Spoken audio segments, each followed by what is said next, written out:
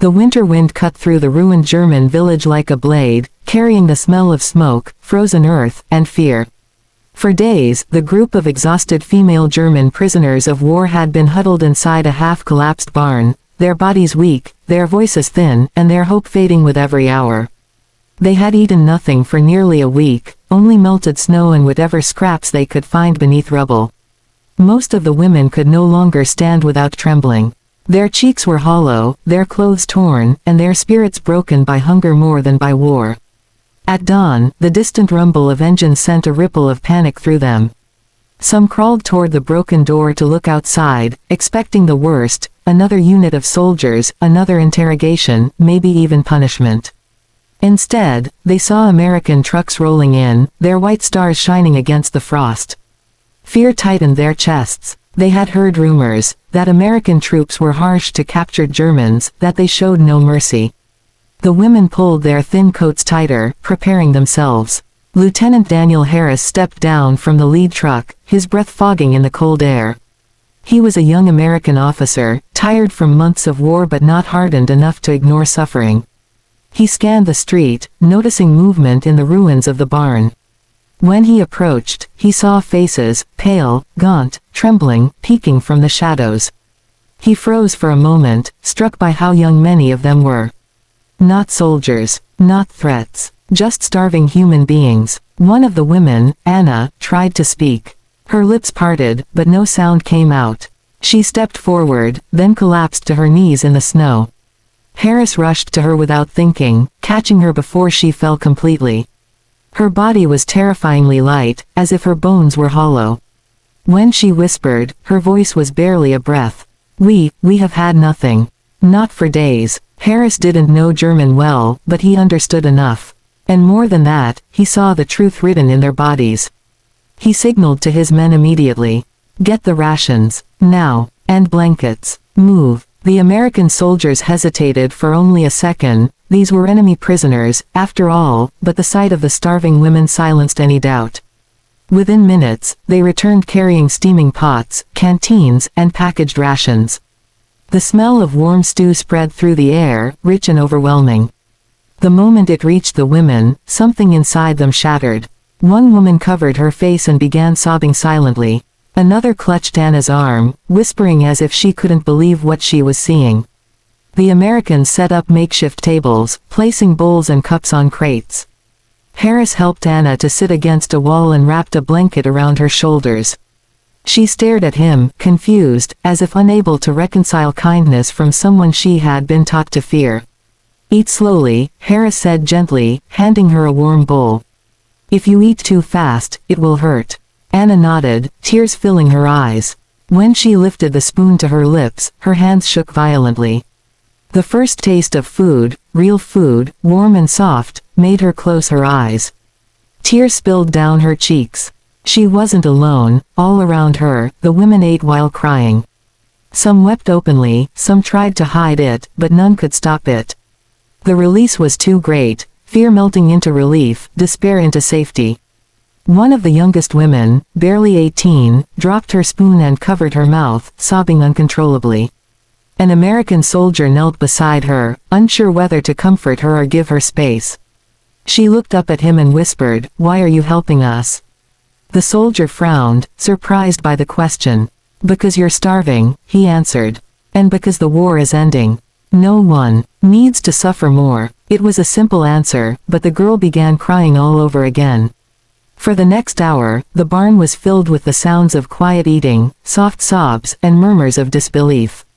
The Americans moved among them, handing out more blankets, extra bread, hot water.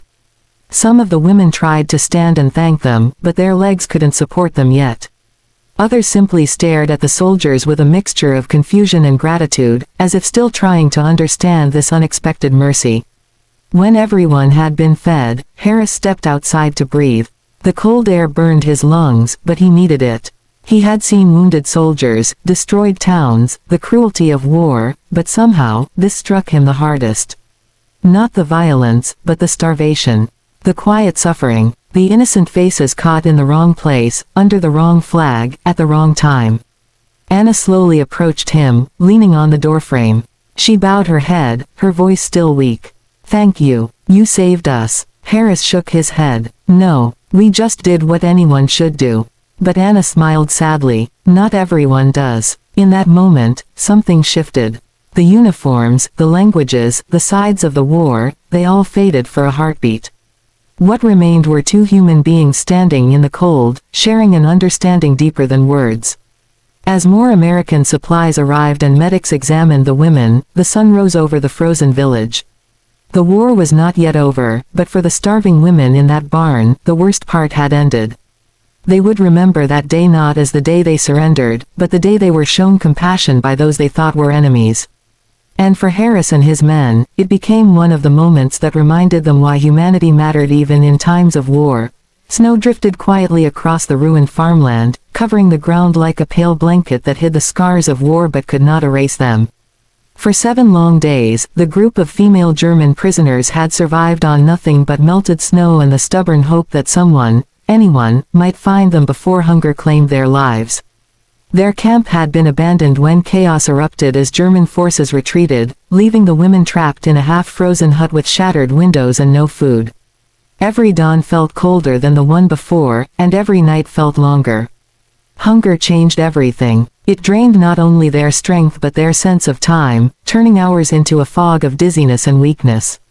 Some of the women could barely speak, others felt their vision blur when they tried to stand. The oldest among them, Elsa, had been a nurse before the war.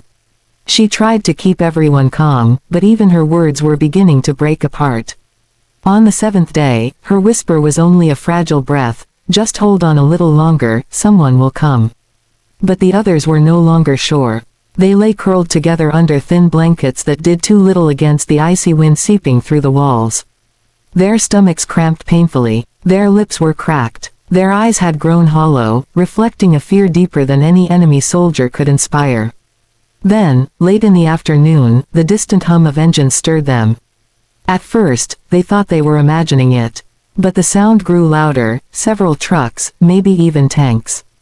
Their hearts hammered. Some crawled to the window, expecting German troops returning or Soviet forces approaching. But when the first vehicle came into view, painted with a large white star, they froze in terror. "Americans," Anna whispered, her voice trembling. Fear swept through the room like a cold wind. Many had heard stories, some wild, some exaggerated, about what happened to German captives. They had expected discipline, yes, strictness, yes. But mercy, they didn't dare trust in that. After everything they had seen, kindness felt impossible. Boots crunched in the snow as American soldiers approached. Their voices echoed outside, firm but not aggressive. One woman, young and barely 20, grabbed Elsa's hand. "Do you think they will hurt us?" she whispered. Elsa shook her head weakly. "I don't know," she admitted. "But whatever happens, we cannot endure another day without food." The door opened with a loud creak, and the women flinched instinctively. An American officer stepped inside, Captain James Allen, a man in his early 30s with tired eyes but a calm presence. He scanned the room quickly, expecting resistance or fear. What he found instead stunned him. Dozens of starving women, their faces pale, their bodies frail, their eyes wide with desperation. Not soldiers, not threats, just human beings pushed to the edge of survival. "My God," Allen muttered under his breath. He knelt beside Elsa, whose breathing was shallow. She tried to speak but couldn't form the words. Allen turned to the doorway instantly. "Get medical kits, water, rations, move fast." His men didn't hesitate. Within minutes, they rushed in carrying crates and blankets. They set down canteens, bread, containers of warm soup, food the women could smell long before they touched it. The scent alone made several burst into tears. One woman covered her mouth, shaking violently, whispering, "Is it real? Are they really feeding us?" The Americans worked quickly but gently.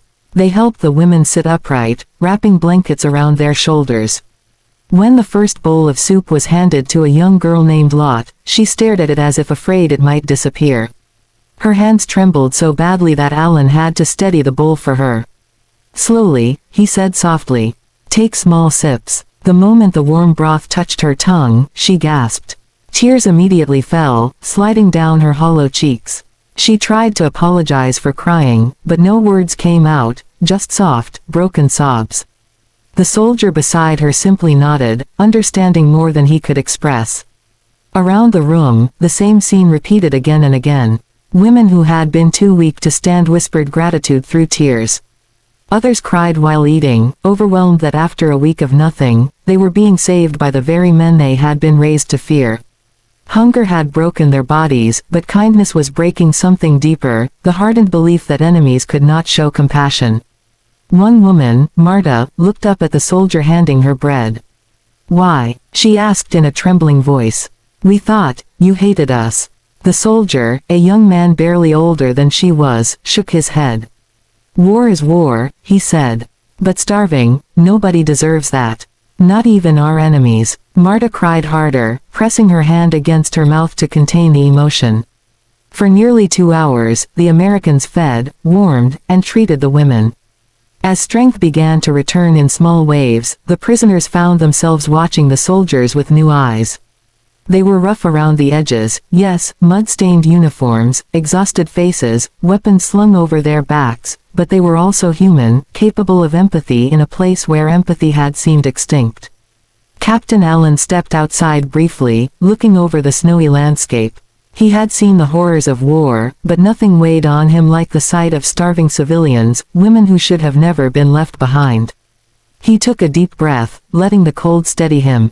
Inside, Elsa managed to sit up a little straighter. She whispered to Anna, "We thought they came to hurt us, but they came to save us." Anna nodded, her voice trembling. Maybe the war is ending after all." For the first time in days, hope warmed the cold air like a small, fragile flame, kept alive not by victory or surrender, but by a simple, human act of giving food to the hungry. And as the women slowly regained their strength, they understood something that would stay with them for the rest of their lives. Mercy could appear in the most unexpected face, even the face of someone they had once called an enemy. The night after the Americans rescued the starving prisoners was strangely quiet. The wind had settled, the snowflakes drifted slowly from the sky, and inside the camp, the women lay wrapped in thick blankets, their bellies finally full for the first time in days. Yet none of them slept easily. Hunger had left scars deeper than bruises, the memory of those 7 days clung to them like shadows that wouldn't let go. Some women, like Lot and Marta, drifted in and out of sleep, waking in panic as though the food had been only a dream. Others kept touching the blankets around them, reassuring themselves that they weren't hallucinating the warmth or the safety. Every few minutes, one of them would whisper, just to check that her voice still worked, that she was truly alive. Captain James Allen and his men took turns checking on them. The soldiers stood by the doorway, speaking in quiet tones, trying not to disturb the fragile peace. But even they couldn't hide the heaviness they felt. They had seen terror and violence during the war, but starvation, slow, cruel, silent, always affected them differently. When dawn finally arrived, a pale light crept through the cracked walls of the hut. The women stirred, blinking in confusion. Morning had begun, and they were still here. Still breathing. Still safe. The Americans served warm oatmeal and bread for breakfast. The reaction was gentler now, fewer sobs, more soft smiles. But every bite was taken with care, as if each spoonful was a treasure. Elsa, still weak but steadier than the night before, looked at her bowl as though it were a miracle. She ate slowly, stopping often to rest her trembling hands. Captain Allen crouched beside her. "How are you feeling this morning?" Elsa exhaled shakily. "Like someone has given me back my life." She paused. "I thought I would die in that room." Allen didn't know how to answer that. He had heard similar words before, in towns liberated from occupation, in camps the army had stumbled upon. But it never became easier. "You're safe now," he said instead. "We'll take you to a proper medical station soon." Elsa nodded, though her eyes filled with tears she didn't let fall. After breakfast, the Americans began preparing to move the women to a nearby field hospital. Trucks lined up outside, their engines warming in the cold morning air. The women gathered their few belongings, mostly tatters of clothing, and looked at the vehicles with a mixture of relief and fear. Leaving the hut meant leaving the place where they had almost died, but also where they had been saved. Anna hesitated at the doorway. She touched the wooden frame as if saying goodbye. The memory of collapsing in the snow, of feeling arms catch her before she hit the ground, replayed in her mind. She whispered to herself, "I survived." When the Americans helped the women into the trucks, many leaned on the soldiers for support. The men moved gently, as though lifting fragile glass. They didn't rush them, didn't bark orders. It was compassion, quiet, steady, patient, that guided every gesture. As the convoy began moving, the women sat close together, watching the ruined countryside pass by. Burned houses, abandoned farms, shattered trees, everything around them reminded them of the world they had known before hunger trapped them. But now they traveled toward something different, something almost unimaginable the day before: safety. During the ride, Lot stared at the soldier seated across from her. "Will we be prisoners for long?" she asked softly. He shrugged, not unkindly. "There will be processing, questioning. But the war is nearly over. You'll be treated fairly." Lot lowered her eyes. "It feels strange," she murmured. "To be cared for by those we were told were monsters." The soldier looked out the window. "War makes people believe many things. But suffering," he stopped, searching for the right words. "Suffering makes us see the truth. You needed help. That's all that mattered." Lot nodded, tears forming again. When the convoy reached the field hospital, nurses rushed forward. They lifted the weakest women onto stretchers, guided the others inside, and began medical examinations. The place was warm, filled with the scent of antiseptic and fresh linens. For the women, it felt like stepping into another world. Anna lay on a cot while a doctor listened to her heartbeat. He frowned slightly but smiled at her. "You're malnourished, severely dehydrated, but you'll recover," he said. "Just rest. We'll take care of you." She closed her eyes, letting the words sink in. "We'll take care of you." She had not heard anything like that in months. Later, Captain Allen walked through the ward. Some women were awake, offering him small smiles when he passed. Others slept soundly, their faces peaceful for the first time in days. He stopped beside Elsa, who reached out and took his hand. "You saved us," she whispered. Allen shook his head. "No, we just did what was right." Elsa squeezed his hand weakly. "That is what saving looks like." The war would continue for a little longer, but for these women, the darkest chapter had ended. Hunger no longer gnawed at their insides. Fear no longer controlled their thoughts. They were free, not from captivity, but from the terror of dying forgotten and unfed. And as they healed, they would remember one truth above all others, that in a world torn apart by war, compassion from unexpected hands could rebuild what starvation had tried to destroy.